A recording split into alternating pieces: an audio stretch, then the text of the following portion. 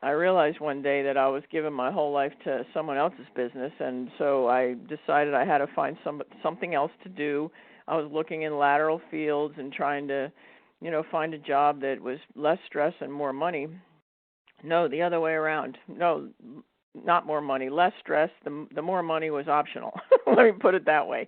But what happened was every job offer I got, and lateral fields, like grocery store manager or managing the farmers market in my town, those kind of things, or even entertainment. I applied for a job at the Strand Capitol Performing Arts Theater. Well, all these job offers that I got were more stress and less money. Not the money was that big of a deal, but at that time I went to my very first home party in my whole entire life, and the consultant said, "Watch what I do here today." And for those of you who would like to learn more about making money and having fun with my fantastic company, just get with me after the show. And so that was the beginning. I mean, I didn't start right away because we were really busy in November, but I started in January.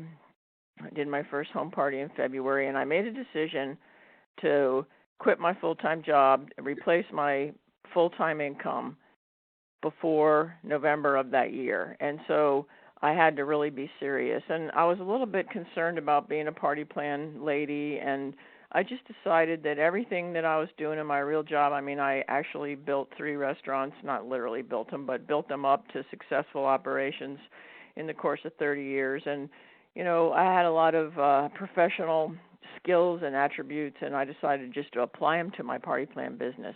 And that's what I did. I ended up quitting my full-time job 9 months later because I was able to support myself, use the party plan company as my total household income for 7 years. And then later transitioned into education and teaching people. But, what we're talking about here is creating your corporate culture. And, when I first started, David, you can move to the next slide. I'm going to try to give you a clue so that you can move forward. But come on. So here we go. There he is. Okay. Here we go. Yep. So what was I going to say? Oh, I was a little frustrated when I first came into Party Plan because I just felt like, okay, there's a lot of support, but it's a lot of fluffy mumbo jumbo, and no one's giving me the nuts and bolts, and that's really where my website came about. The Cash Flow Show is all about giving real action steps for the field to use to create their business. And as a company, what you're doing today as you launch your business, or if you've been in business for a while, what you're doing on a regular basis in the terms of brochures, word choices, training techniques, just your whole attitude is going to be your team's attitude. And, that was my biggest frustration coming into the party plan industry was just finding that level of professionalism. And you know what? Maybe I sort of shared it when I was telling my little story there a minute ago, but the guy that brought me in was a gentleman in party plan, and that is a little bit unusual in the party plan industry. There's not that many compared to women, but the ones that are in are very, very successful. I'm not like trying to brag or anything, but I went on to be in the top 10 people, sales distributors for my company for 7 years, and he was as well. And so that's kind of an example of how your choices, the way you treat your business, he treated it like a profession. He treated it like you would a job, and he brought in people who did the same. And, a lot of times in the industry, we tend to treat it like party plan business, and then we get people who just want a little bit of extra money, and they're just going to squeeze it in. Well, you can't just squeeze it in, and that doesn't mean you don't want those people as well. But it's your choices on words, on attitudes, and it's going to end up trickling down to your entire team. One of the things I want to when I signed up to do this, and I said, corporate culture, and then I was trying to put the slides together. I'm like, what the heck am I going to talk about? But the next slide is about Deb Bixler's definition of marketing. This was something that I taught my distributors, they're not distributors, my team when I worked in the restaurant business, chefs, managers, it was a pretty big operation, and I had a lot of people to supervise. And marketing isn't about, well, like David was just saying as we were waiting to get started, in that, it's not about pushing people into doing business with you. It's about pulling them. It's creating desire. There's a lot of talk these days about whatever, the secret, the law of attraction, positive brings positive. And what really is, it's not all that new. I mean, Napoleon Hill was teaching the same things, what is that, 30 years, 50 years ago, probably more than that, I don't really even know. But the art of attraction marketing is not new, but it does work. But rarely do people teach you exactly how to teach attraction marketing. Like, think positive thoughts. Well, that's great, but positive thoughts without positive actions don't work. And so my definition, the Deb Bixler definition of marketing, is on the screen right now. And the definition of marketing is the art, and I'm going to explain this, but it's the art, science, and skill of creating more and more desire in the marketplace for your products, opportunity, and services. Now, when you think about that, you're probably thinking, well, what the heck does that mean? But I'm going to explain it to you on the next slide. The art is emotions. People buy emotionally. And so the art of selling, the art of marketing is connections. It's relationships. It's the emotional connection that you can develop with people. The science of marketing is systems. A system that works for Deb Bixler is going to work for you as well. A system that works for my upline, who brought me into the company, it worked for me as well. The people who buy the products on the Cash Flow Show, the systems for party plan presentation, work for every single company there is, because a system is a fact, it's a law, it's a principle, like the law of gravity. It's a system. It works for every single thing it's applied to, and it's applied equally across the board. The law of gravity, what goes up must come down. Well, it works for feathers, rocks, babies. It doesn't matter. Throw it up, it comes down. But what a lot of people don't realize is it also applies to your business or a tree or the Empire State Building. Think of the Empire State Building. Whatever goes up, it has a foundation way down in the ground. A business tree, what goes up must have a solid root system, or it's going to fall over down the road. So a system or a science works for everybody. But, your team can take as much training, you can provide as much training as you want, you can participate in as much training as you want, but that doesn't mean that you're going to be successful unless you practice. You can always make up in numbers what you lack in skill, but the numbers give you the skill. And so when we go back to the definition of marketing, marketing is the art, science, and skill. In other words, it is the combination of taking emotions and connecting them to systems and putting them into practice so that you develop the ability to create desire in the marketplace for your products, opportunity, and services. And I want to explain that a little more detail, and then we're going to talk later on about some of the ways that you can incorporate the culture of creating desire into your education of your distributors. So on the next slide, I want to explain in greater detail how you do exactly that. I call this the sliced bread game. Okay, now what are the top 20 reasons why someone would want to host a home party with your company? What are the top 20 reasons why your company is the best thing since sliced bread? What are the top 20 reasons why somebody would want your products? What are the top 20 reasons why somebody would want to join your business opportunity? And if you don't have 20 reasons why someone would want to book a party, well, then it's going to be tough to book parties. If you don't have 20 really good reasons why somebody's going to want to join your business opportunity, then it's going to be tough to provide enough incentive to create that desire in the marketplace for people to join your company. So when you think about it, that would be a good exercise after this event. But teaching your team to understand the benefits of joining your company or having a party or the products even. And I want to explain the difference here between a feature and a benefit. Because when you create a list, why do you want to have a party? Well, because you get free products, half-price items, really big discounts. Why do you want to join the business opportunity? Well, because you can create additional stream of income, you can lower your stress, you can, get away from the kids, stay home with the kids. But if you think about all these things, they're features. A feature is the facts. And the facts don't sell.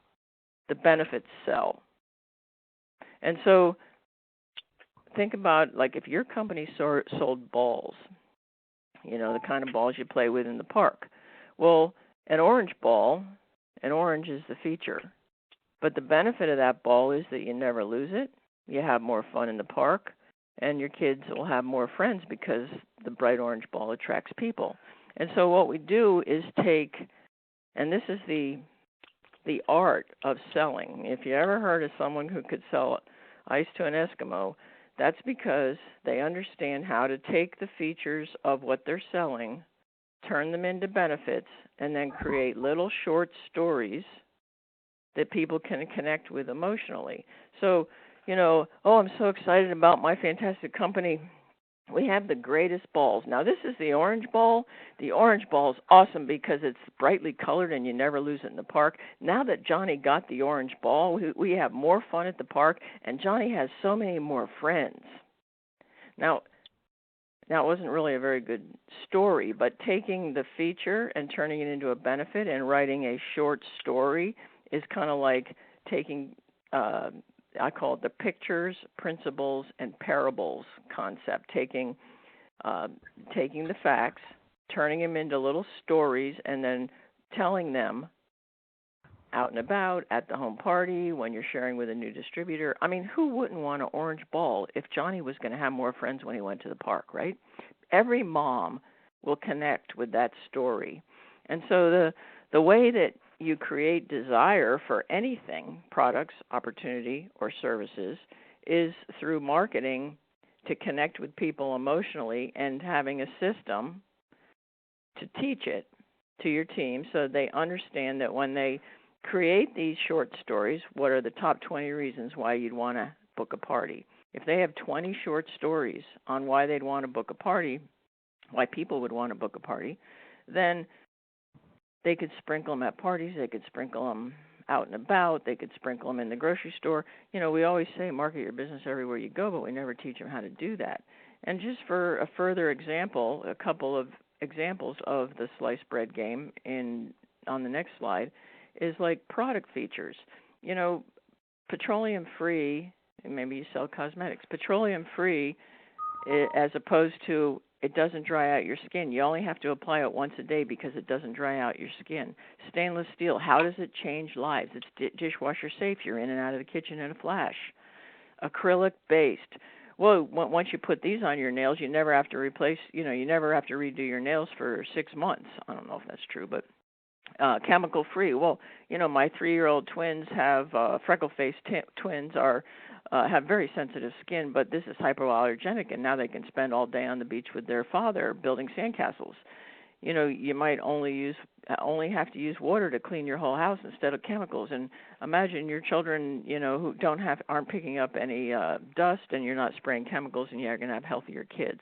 And so the difference is, like, how do you talk about the emotions that people get connected to in little 10-second stories or sound bites, and teaching people how to create desire. Because if you can create desire for the products by talking about the benefits in little stories that happened in real life, how they use it in their life, that kind of thing, then they can create desire for anything.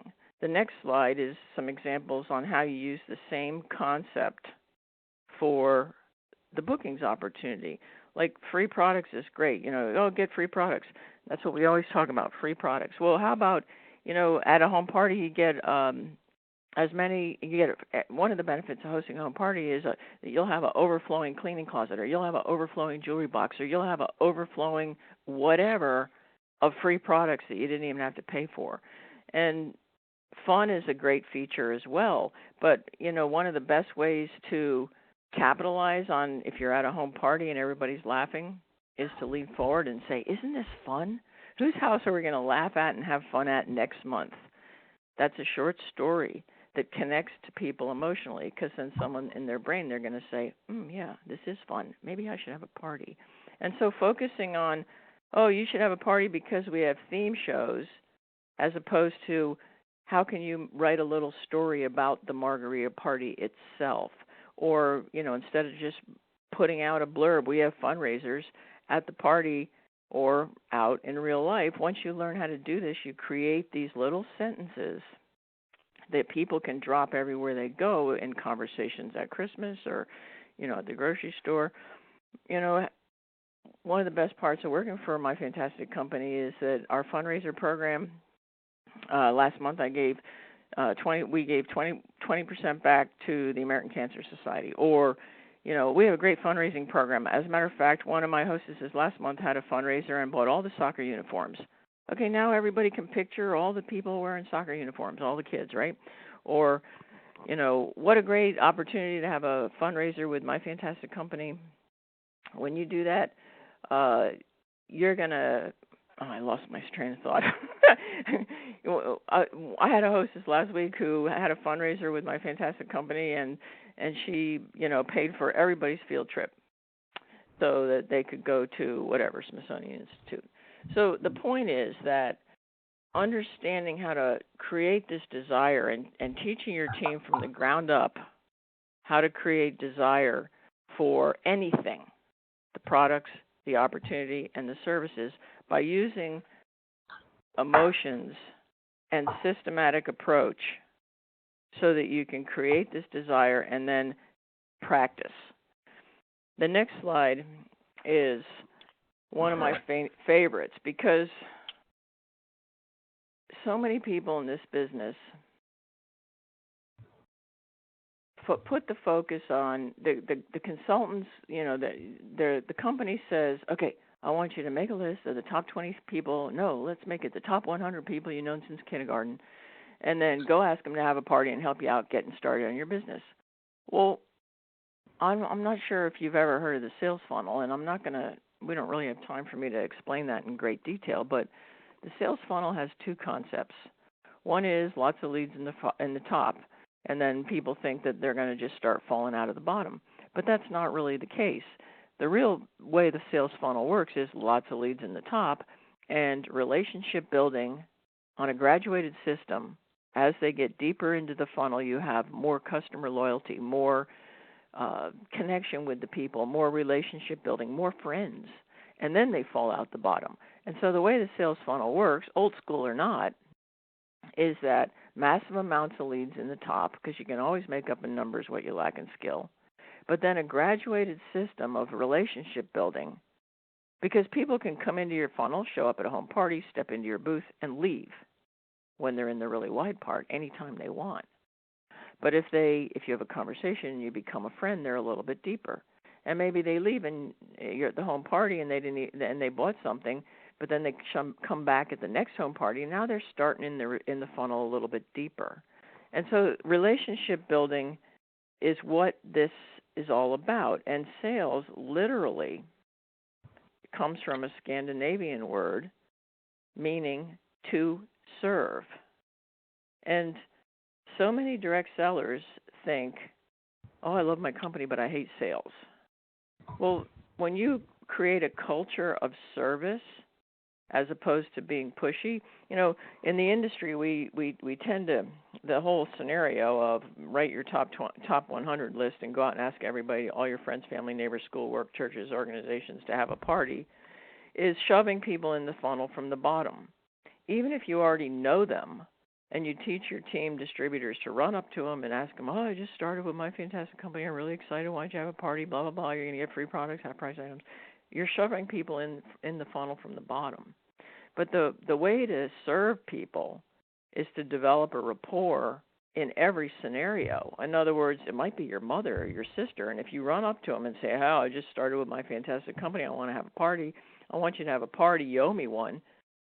They might have one, but it'll probably be pretty crummy. But if you teach them how to develop a rapport through small talk, develop the relationship, and then at some point, as even if it's their mother, have a conversation, and during that conversation sharing, create that desire, you're going to have much greater success. So teaching people how to serve. Now, I wasn't really planning on talking about the 10-second rule, but it fits in perfectly here. The 10-second rule is share for 10 seconds or less and end it in a question. Listen. Share for 10 seconds or less and end it in a question. Listen, and so on.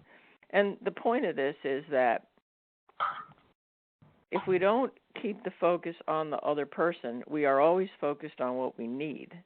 And that's really what I'm trying to get at here, is that when you teach your team how to focus on service, focus on how can I serve you, each person, whether it's their best friend, come on, have a party, you're my best friend, you owe me one, is not the way to go.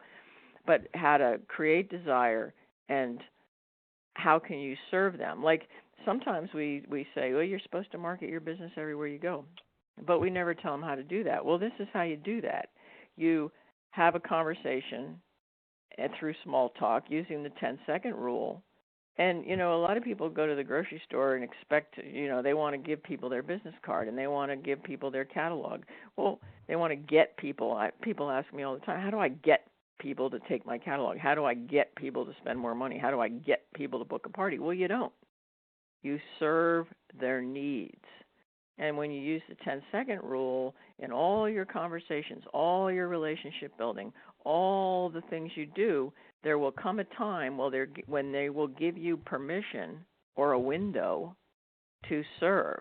So you might meet someone in the grocery store and have a nice conversation. Oh, my, aren't those wonderful kids? They're beautiful. What's your name? They give you the name. It's like, oh, isn't that a beautiful name? You know what school do you guys go to? In other words, you're not trying to ask them to book a party. You're having a conversation. And if you do this long enough, when they go to this school, and the goal is to keep the conversation open. And if you do that, share for 10 seconds or less, end it in a question, listen. And the question doesn't matter what it is. You're not going for the close unless you have a window or permission. You might come to a point, as long as you can keep the conversation open, with a perfect stranger that you met at the grocery store. She might say, well, they're not my kids. They're my grandkids.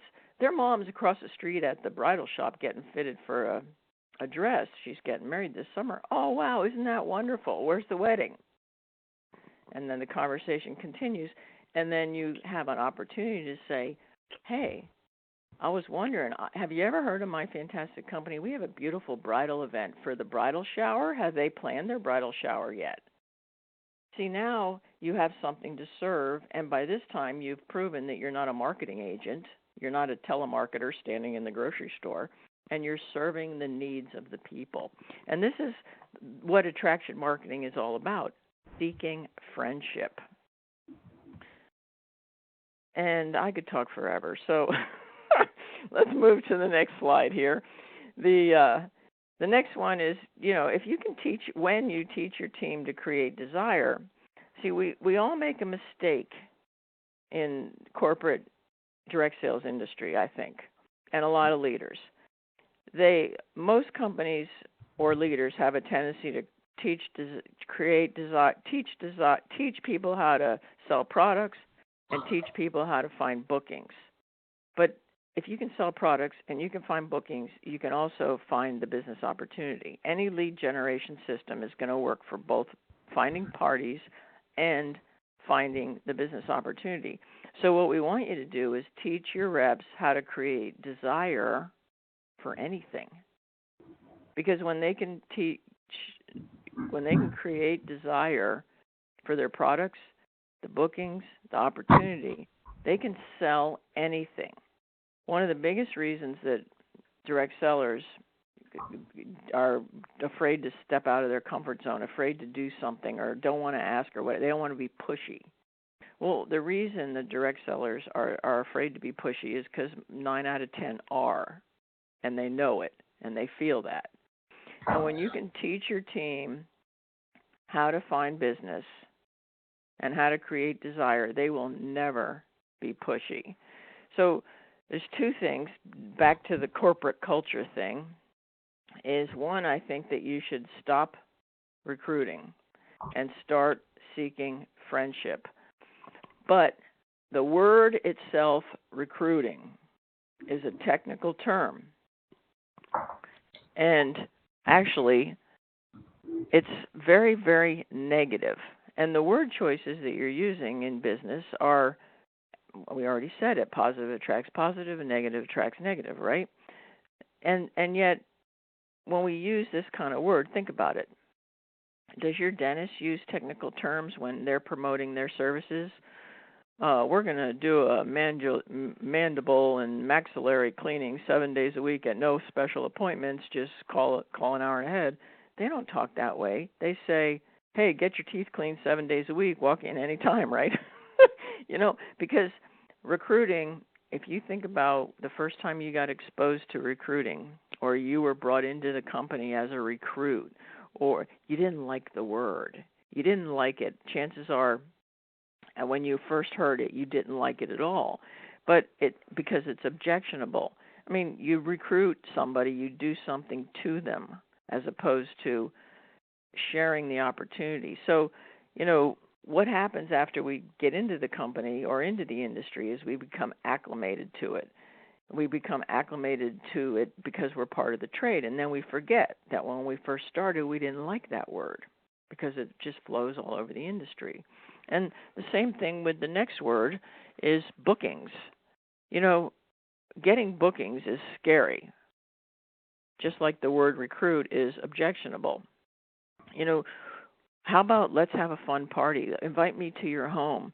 Those kind of things. Instead of saying booking bonus, say hostess gift. Instead of saying book 6 parties in the first 60 days, say plan on hosting your first 6 girls' nights out in your first 60 days. Instead of saying book a show, say invite me to your house. Or instead of saying recruit a new consultant to earn a bonus, say share the opportunity and you'll earn this bonus. Or instead of saying recruiting bonus is, say when you give the gift of my fantastic company, you're going to get the XYZ bonus. Instead of bring in 4 new recruits in your first month, say share my fantastic company with 4 friends in your first month. Both those words cause a constant struggle in dating parties and growing a team. And this small, teeny-weeny little shift that you could have on the corporate level is just totally eliminate those 2 words from all your vocabulary across the board. A funny thing happened when I first joined, and I hated that word, and I knew it was affecting my ability to schedule parties, and so I totally eliminated both those words. But when I started doing education for other party plan companies, I had to change back to using those words because no one would show up at my training if I didn't use the words. So, it's really important to choose. Every single choice you make as a new company is going to affect your long-term outcomes. And this is just one small example. What's on the next slide, David? Where am I going next? Okay. This is basically the beginning of the Direct Sales Recruiting University, one of the products on my website. And, I call it the opportunity attitude. This is what it takes to be great at signing up distributors. Your field has to have a belief in the opportunity. They have to have a consistent show schedule. People who don't have a consistent show schedule will be very nervous about bringing in new distributors. And plus the field, the people they're trying to share with will sense that they don't have a great schedule, that they're not confident in their schedule. And the other reason why having a consistent show schedule is part of an opportunity attitude, to think about it. If you're doing 20 shows a month, or you have a distributor who's doing 20 shows a month and they're averaging 15 people at every party, think how many people they're standing in front of every month. Now, that's a lot of people. And it's very easy to share the opportunity that way. But if you only do 1 show a month, you never get good at it, you're only standing in front of 10 people if you're lucky. It's really hard. I mean, a top achiever is offering the opportunity to more people in 1 month than your average consultant is in a year, and you get really good at it. So the opportunity attitude, I'm not saying you can't share the opportunity without these all in place, but when someone has all these things in place, having fun in business, a focus on others, the ability to serve the needs as opposed to being needy and needing business. Needy distributors are extremely tough to book parties or sign other distributors when you're needy. And even if they have the first four in place, that the desire to sign up distributors is really, really important, because the skill, we talked about that in the definition of marketing. And so my point, I guess, in putting this slide in here is that how can you continue on a regular basis to create that belief in your team? Well, you create that belief by you having it and you sprinkling to them about the benefits of the opportunity. In other words, we talked about creating those one-liners. Okay, so the benefit of sharing the business opportunity, one of the benefits is less stress. I joined for less stress, right? And that's actually the feature, less stress. But the benefit of having less stress is that I don't have an alarm clock in my bedroom. So if I said at a party, you should join, I have less stress, or you should join, you can have less stress, they'd be like, yeah, right, that's great. Or you should join, less stress, I don't even have an alarm clock in my bedroom. Oh, yeah, well, that's really nice. But then if I turned it into a story, right? Remember, pictures, principles, parables. When I first joined I joined my fantastic company because I was burnt out in the corporate world and I wanted less stress. But you know what? Now I don't even have an alarm clock in my bedroom anymore, and I sleep as late as I want every single day.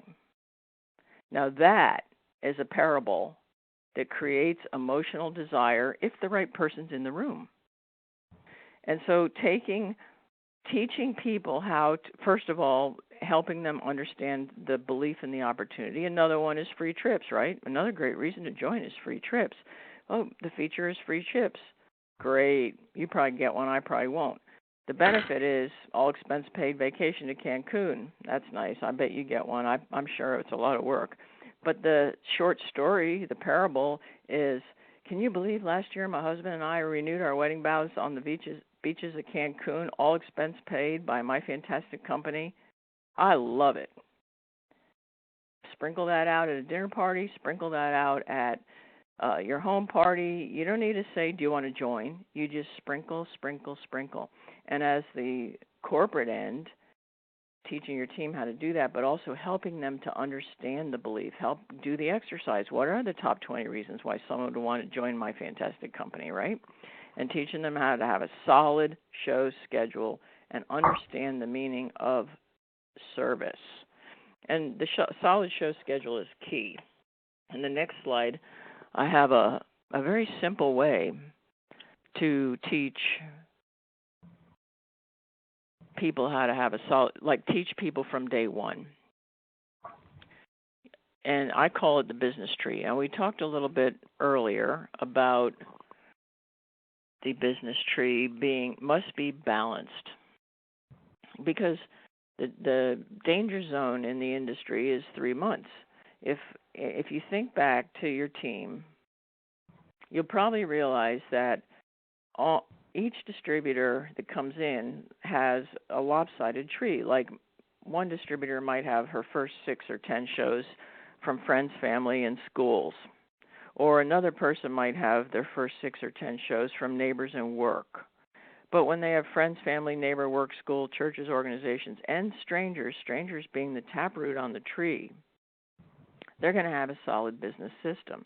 And so teaching your team how to find strangers, and this, you know what, I used to use this at new consultant orientation. In other words, they sign the paper, I do the business tree with them.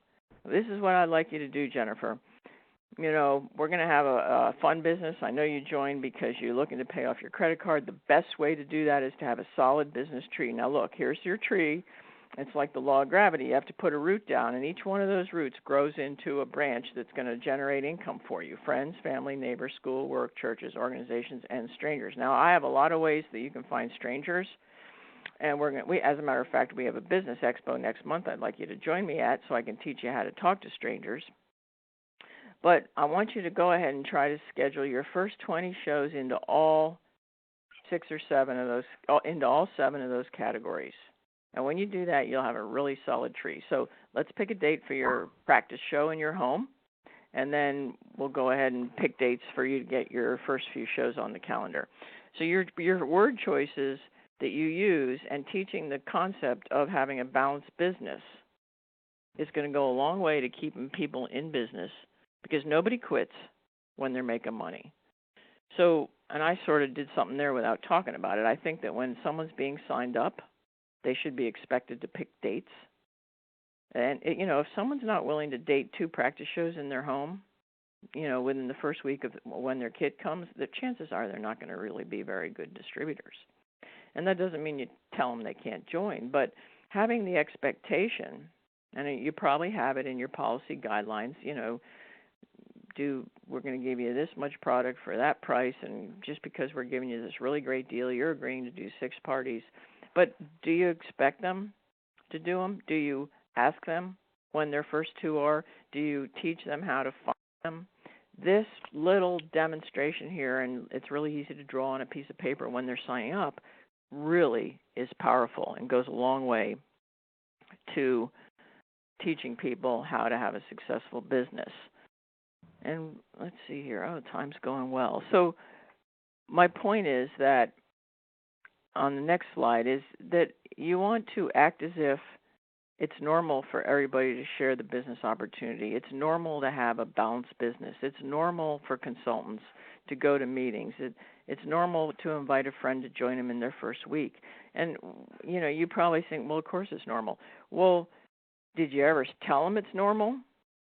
When someone signs up to be a distributor, before they sign up, your corporate culture starts before they even sign on the dotted line. Now, what do you mean by that, Deb? Well, at the home party, sometimes somebody say, well, I might be interested in joining, or, they give you a clue and you say, oh, that sounds like you might be interested in joining us. Have you ever thought about doing what I do? And they say, yeah, well, maybe, but I don't know. Do I have to go to meetings? Well, and then a lot of times the leader or the distributor will say, well, you're in business for yourself, so you can do whatever you want. Meetings aren't really required. That's not the answer. The answer is successful distributors always go to meetings. Meeting makers make more money. We meet the 4th Tuesday of every month. Is there anything that would prevent you from going? People join to make money. People join for a reason. People quit because they're not making money and because they thought it was going to be easy. And most companies promote the easy factor. Oh, just go out and ask 6 people to have parties, and then your whole business will self-perpetuate after that. Get your friends and family can help you out to get started, and then it's easy peasy. Well, the fact is that is the biggest disservice we do in this industry. And that doesn't mean that friends and family aren't going to help them, but teaching them how to have a balanced business tree and to seek out their first 20 shows in multiple areas. And when you think about it, friends, family, neighbors, school, work, churches, organizations, those are all acquaintances. You've got to focus on teaching them how to find strangers. And the things you say before they decide to join will affect their expectations. If you tell them it's really easy, just ask friends and family and then sit back. Think about it. Did you ever hear about a veterinarian office that just opened and he went out and asked his 6 best friends to bring in their cats and dogs, and then he just sat back and waited for referrals? No, it doesn't work that way. So when someone says, I don't know, I might like to join, but I don't know where I'm going to find business. You know what? I know how you feel. I felt the same way myself. I was a little concerned about that too. But you know what?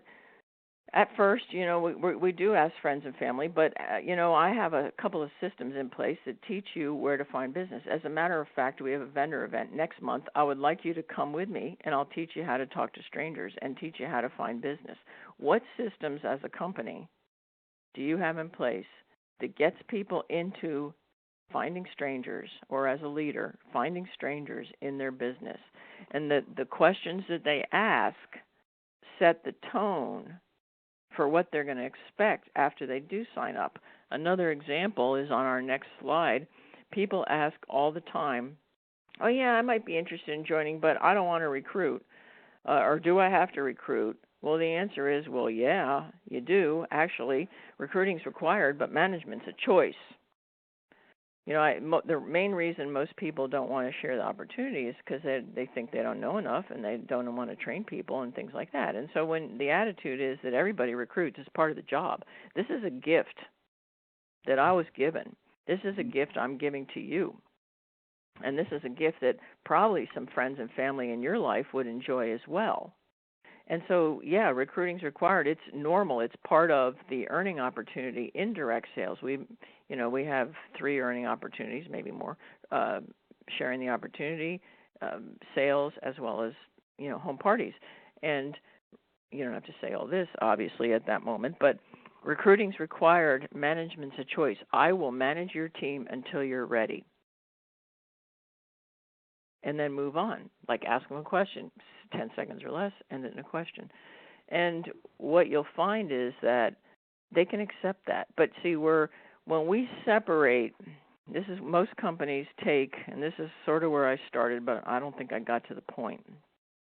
Most people teach sales and bookings and save recruiting for later. But when you save recruiting for later, you make it sound as if it's harder. So don't minimize it by saying something like, oh, don't worry about that till later. Instead, make a statement that sets the bar for recruiting. Well, that's a great question. I get it a lot. Validate them.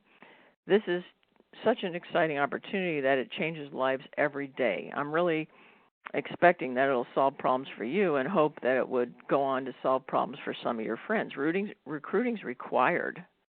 Or you could change the word. They probably heard you say that. That's why they use that word. Sharing the opportunity is required right from the beginning, yet taking it the leadership level is a choice that you make later. I'll take care of your team until you're ready. And these kinds of answers to these questions establish the fact that, okay, yeah, this is a great opportunity. Okay, yeah, it's going to solve all your problems, and it will take effort. Many people who drop out in the beginning drop out because they thought it was going to be easy. It takes too much effort, and they're not making any money. Distributors who have a full calendar and are making money don't quit. They might say they're quitting. If someone quits because they're having a baby or their husband hates it, both those two situations would be solved if they were making money and they had a full calendar. So that's, I think, pretty much the end of my discussion on corporate culture. I don't know if I really covered corporate culture, but my point Deb, is, go ahead. Yeah, what you did cover, I think, is really important. So I'm sorry I cut you off there. Well, I think that it is corporate culture. It's just that I think people think differently about what the culture is. But my point is that this attitude of teaching people how to serve, create desire, and as a company setting the expectations, having the system in place to teach these concepts, but also to teach them how to have a full calendar and to set the expectations that this is normal. And what happens when you do this, and this is what happened to me in my business, is that you create a team of sharers. You create a team with solid calendar. But the concept that most companies or leaders operate off of is that it doesn't include this kind of pre-signing attitude of setting the expectations. And once they join, you create desire for higher levels the same way. Like, what are the top 20 reasons why someone would want to move up the ladder? What are the top 20 reasons why someone would want to recruit? And so as soon as they sign up, you or the rep switches modes and starts creating desire by sprinkling little short one-liners to the new distributor. I just got my changeover kit. It's so exciting, I can't tell you what's in it because it's only for directors, but you'll find out at the next meeting. You got to come to the next meeting. And so this concept of creating desire on all levels for the person that hasn't joined, for the person who just joined, and it becomes a total corporate attitude from the top down. I just saw a question flash over there, but I couldn't read it. It disappeared. Yeah, it's a question from Donna, and Donna asks, what do you really appreciate that your company did for you, Deb? What do I so really This is a company owner who's been in business for a while, and she wants to know, what did your company provide for the consultants that helped you be successful? Well, the industry provides education, and I can't really at the moment think of anything specific on the corporate level that they did. I guess the conferences. We had great conferences. Conferences. And that's another thing, creating desire to get people at conferences. I speak at a lot of conferences, and the corporates are always disappointed in attendance and things like that. But, creating that desire for conference, creating a culture of conference goers, it's kind of like when you can create the desire for petroleum-free product, you can create the desire for a margarita party, you can create the desire for the business opportunity, and you can create the desire to be at corporate conference. Creating desire is just kind of across the board when you understand how it works. And I guess if I was going to answer that question, what one thing did the company do well that I really appreciated, and they had awesome conferences.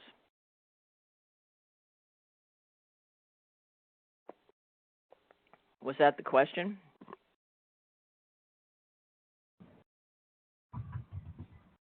Hello? Hey, this is Scott. Can you hear me? This is Deb. Yeah, I can hear you. Fantastic. And thank you for the presentation today. And what I'm hearing from a couple of people, just reiterating that, is some suggestions that you might have. And as Donna said, from the company's perspective, just besides the conference calls, are there any other things that really aided you in success that were provided for the company, be it tools or whatever, or things that the company did that were problems and hurdles for you? Right. Well, and I think I did say the national conference, which was a big event in my company, was awesome, and that was really big. It's you know what, I think that it's easier for me, and this isn't really the way I want to go with it, but it's easier for me to think of things that I really didn't like than it is for me to think of things that I really did like. That's fair. There's one, top achievers are top achievers, and from my perspective, the people who are top achievers are going to do it with or without you.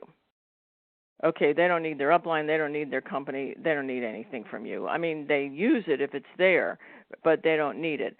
And so what I found most frustrating, I don't know if it was most frustrating, but what really bothered me was the incentive programs that required me to get, instead, like I would get like whatever, a flag to hang out on my front porch because I did XYZ. Now, I didn't even have to try to do XYZ, I just did it.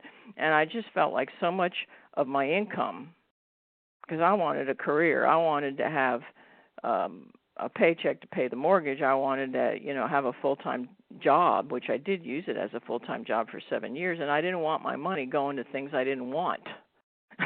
And I found that really frustrating, that I would get all these gifts that I had no interest in, absolutely no interest in. I'd rather have 10 cents than a flag to put on my front porch. And so I think that, I have an article on my website, and I don't know, maybe David, when he puts up the blog post tomorrow, I could send over some related reading links. You know, planning your incentives is, and I understand on a corporate level how complicated it is. But planning your incentives so that, people who are top achievers might be, like, no incentive that they ever put out there changed the way I behaved. And I know that I would have been the exception to the rule. So it's really hard on the corporate level to put out incentives that are going to incentivize the people who are only doing 2 shows a month, as opposed to, changing the behavior of the top achievers. So I'm not sure if I really have an answer to this, but I think that most incentives should have a choice on awards, because people don't always want a new ring or a necklace or a new Coach bag or whatever it is you think that they want. And I think that for me that was a constant source of irritation. But I'm the exception, and you can't base it, when I have a whole page on how to plan an incentive. And one of the things I say there is throw out the top achievers. Understand that they're going to win, but throw them out. You have to allow for them to be in there for your budget, but you have to also understand you're not going to change their behavior at all. Right. So I don't know if I can really answer that question. You can get led around in circles with some of that too. I had a client a year ago that she had stalled out, and she reached out to her reps and said, what is it that I can do to help you guys step up and start working harder? And her reps' responses were, get us new business cards and pre-printed pens and printed folders, and they just inundated her with things like that. And they weren't self-starter leaders as you are, and it really got her just heading in the wrong direction. It really did. Right. Well, and let me be clear, I'm not active in any direct sales company right now. I'm totally a consultant, educator, and trainer. But, I just thought of something while you were talking, and I lost it there for a second. Another thing I think that now that we've talked a little more about this, that the top achievers need your support, I think, from the standpoint of they do have concerns and issues, and they're very powerful people that can leverage your business on all levels. And I think that sometimes, in my opinion, in my situation, I wasn't given. They could have used me more. Let me put it that way. I would have been more than glad to put them on stage, put your big, not give them extra attention, because most top performers don't need that ribbon or that pat on the back or whatever it is that everybody else seems to think. A lot of the people join for that recognition and stuff. But what the only, they do enjoy the presentation, being the trainer, being involved in decisions on that level. And I think that when you have a top achiever, you should nurture them on that level to keep them interested. Because when you lose a top achiever, it's like losing, more than 20 other distributors combined. Mm-hmm. Right. We have another. Go ahead. I'm sorry. No. We have another question that came in. And the question from Donna, would an executive work group be appealing? I think she is referring perhaps to something like a mastermind with some of the top distributors. Mm-hmm. I think that when you have top distributors and you engage them with each other and also in corporate decisions and just making them a bigger part of the whole picture, I think it's really valuable to everybody. It'll help them to stay rewarded, but it'll also help you with customize, because they're in touch with the people below them, and so it'll help you to stay in tune with what's going on all levels. Yeah, I believe that's an awesome idea as well, and I recommend it to my clients too, that they create some sort of an advisory board or an executive work group and call it something that's fun to be a part of that team, and they get to contribute and see that the company really responds And you don't have to do everything that they want, because if you turn the reins over to the consultant, they will break you. They'll want everything else, and they won't necessarily contribute the value that you put into giving them all of the tools and the incentives that they're asking for. But it's really important that they have input. Right, absolutely. Well, so I see that the cashflowshow.com website is party plan training. Actually, there's over 500 pages of free resources there, but we also sell field products, in other words, products for your distributors to make more money in their home business. But my speaker site, debbixler.com, talks a little bit about more about my speaker services. And, if you have any interest in consulting or team training events, I have very affordable teleclasses that I could offer, as well in all different kinds of topics: Explode Expo results, 63 ways to find business, treat your business like a professional as opposed to like a need-based business. But, just reach out to me, Deb at debbixler.com, and make sure you let me know that I met you on this training event. Awesome. Deb, thank you so much for your time. We've gone a few minutes over. I want to thank those of you who joined us and stuck it out with us through the whole hour and 6 minutes. We appreciate your joining us. The comments that I'm seeing are that people really seem to have a great experience here, Deb. So they learned a lot, and they're sharing amongst themselves right now. Okay, So that's terrific. Fantastic.